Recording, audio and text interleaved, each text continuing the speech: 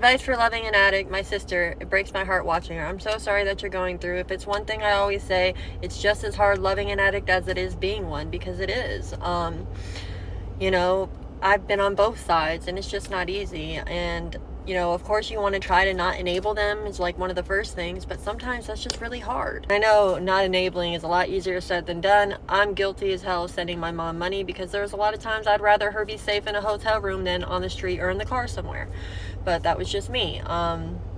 Not making excuses for it, but you know, it's hard when it comes to your loved one. But the most important thing you can do for someone in addiction is just love them, be there for them, let them know that you love them, let them know they are loved, let them know they are cared for. A lot of addicts hate themselves. They have a lot of self-hatred, they have a lot of guilt.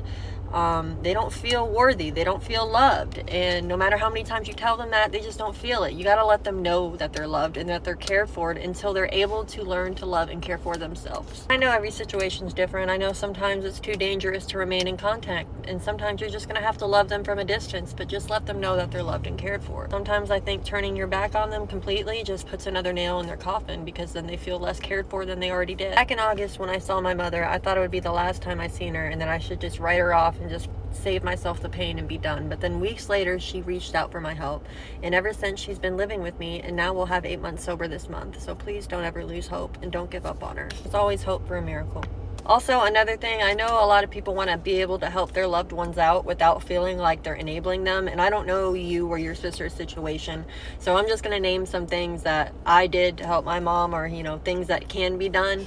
Like, I don't know if you live near her or what her living situation is, but like, instead of, you know, giving her money for rent or bills, just paying the bill directly, or, you know, paying the rent directly. If she stays in a hotel, then pay the hotel directly. If she says she needs gas, you know, filling it up for her if you're close enough to do so. If not, you know, gas cards, but you know, sometimes those really can be traded. You got to be cautious when it comes to gift cards and things like that, because yes, it can and probably will be traded.